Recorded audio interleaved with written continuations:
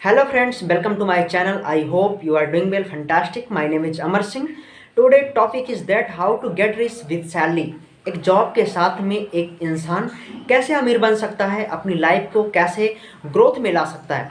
यह टॉपिक बहुत ही महत्वपूर्ण है आपके लिए, ठीक है। तो वीडियो को ध्यान से देखिएगा और इम्पॉर्टेंट फैक्ट आपको नोट भी करने हैं, नोटबुक के साथ में बैठिएगा ताकि अपने लाइफ में इन फैक्टों को आप इम्प्लीमेंट कर सकें, उतार सकें और अपने लाइफ को बेहतर बना सकें। एक देखो, हर चीज़ में देखो, if you want to become a successful person then everything possible in the world who can you think. इस जीवन में सब कुछ संभव होता है, जो आप सोच सकते हैं, जो आप विजुअलाइजेशन करते हैं ना, वो सब कुछ संभव भी होता है, लेकिन आपको करने की, एक्शन लेने की ज़रूरत होती है। तो ये इस इम्पॉर्टेंट दौर में, इस टॉपिक के दौर में जो मैं आपको 3-4 फैक्ट बताने वाला हूँ, वो बहुत ही महत्वपूर्ण आपके लिए होने वाले हैं। पहला फैक्ट क्या हो सकता है? That is one fact. First fact is that saving. पहले आपको सेविंग पर बहुत ही विशेष ध्यान देना पड़ेगा। सेकंड चीज़ क्या हो सकती है? टाइम ऑफ वैल्यू, समय की कीमत को पहचानना। थर्ड चीज़ क्या हो सकती है? हैबिट्स। ये 3 इतने महत्वपूर्ण फैक्ट हैं जो आपके जीवन को बिल्कुल ही बदल सकते हैं। वो कैसे, मैं एक्सप्लेन करके आपको बताता हूँ।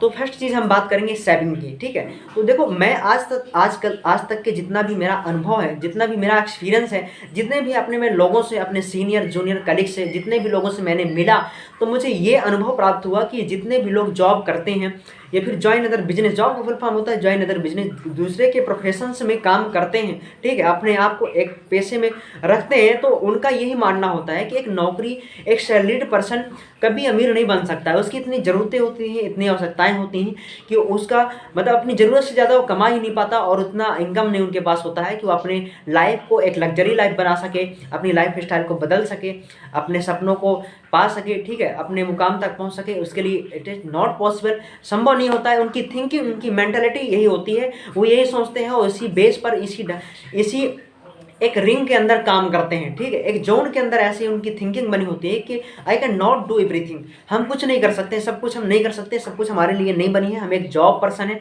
ठीक है, हम जॉब करते हैं तो हम ये नहीं कर सकते। यू कैन डू एनीथिंग, सब कुछ कर सकते हो। Everything possible in the world, सब कुछ संभव होता है इस दुनिया में। पहली चीज़ सेविंग पर आपको विशेष ध्यान देना होगा।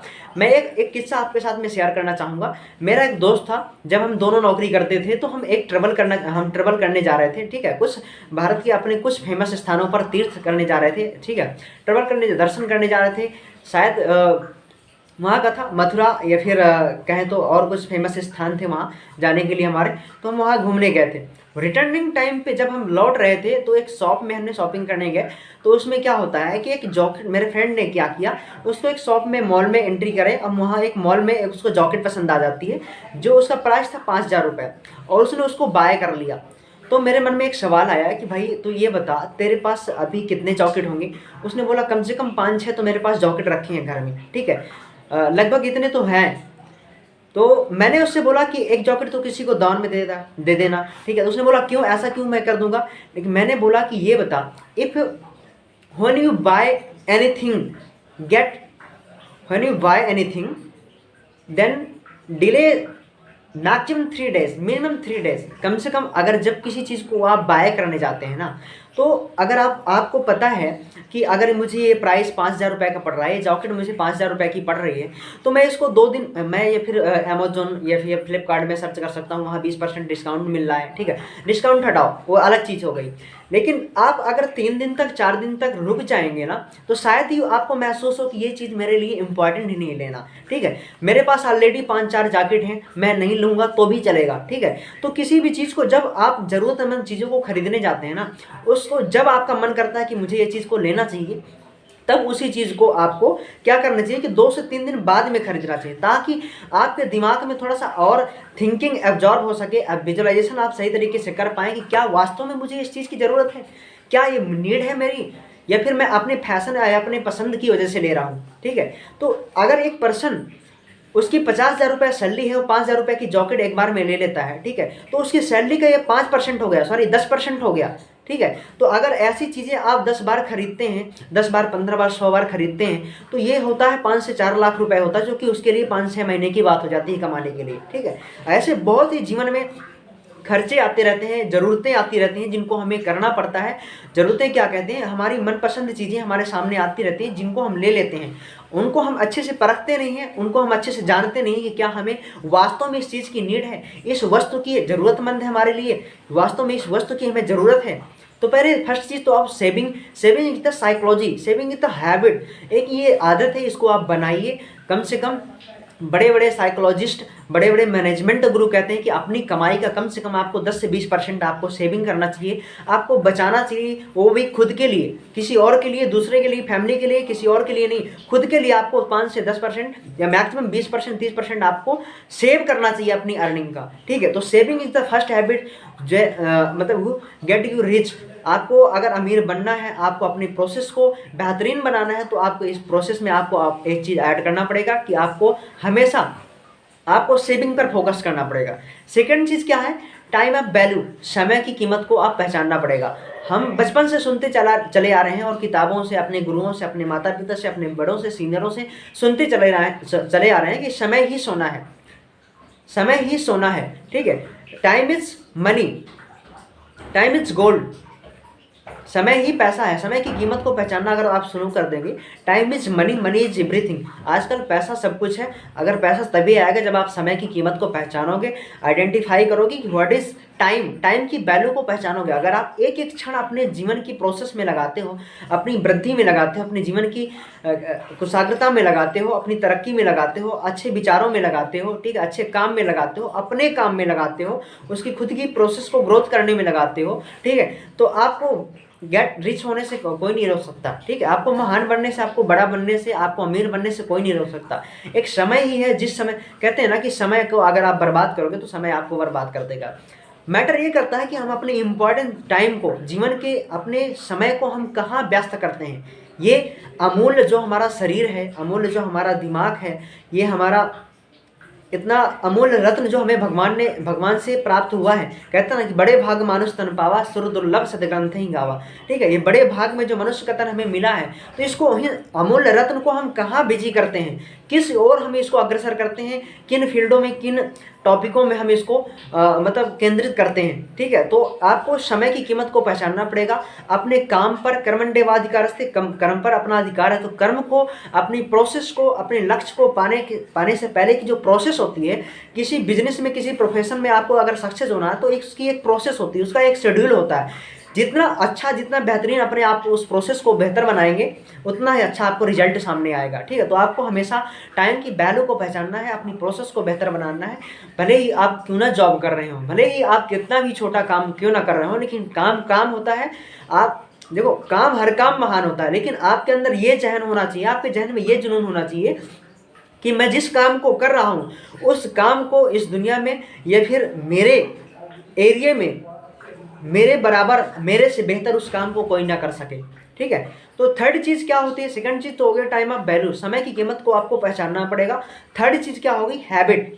देखो, आपके जीवन में आप जो कुछ भी आज होते हैं ना, आज मैं क्या हूँ, आप क्या हो, ठीक है, आने वाले कल में आप क्या होंगे, वो सारी चीज़ें आपकी आदतें डिसाइड करती हैं, आपकी हैबिट डिसाइड करती है कि आपके अंदर क्या रूटीन है, आपका डेली रूटीन क्या सेट करता है। आपका डेली रूटीन रिप्रेजेंट करता है कि आपका फ्यूचर क्या होगा, आपकी आदतें रिप्रेजेंट करते हैं कि आपका भविष्य क्या होगा।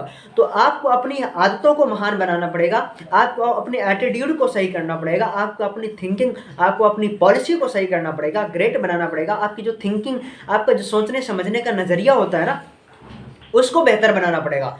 तो हैबिट में क्या है, देखो, जीवन में, इंसान के जीवन में सुख दुख, लाभ हानि, मतलब चढ़ाव उतार, ऐसे देखो, कहते हैं ना, परिवर्तन ही प्रकृति का नियम है। जीवन में कोई भी चीज़ स्थिर नहीं होती है। आज अगर आप अमीर हैं आज, तो हो सकता है कल के दिन आपको गरीब होना पड़ जाए। आपकी आदतें गरीब बना सकती हैं, या फिर कोई समय परिवर्तन होता है, समय का चक्र होता है, जो आप गरीब भी बन सकते हैं। अगर आप गरीब हैं तो आपकी आदतें आपको महान भी बना सकती हैं, अमीर भी बना सकती हैं। ठीक है, तो परिवर्तन ही प्रकृति का नियम है।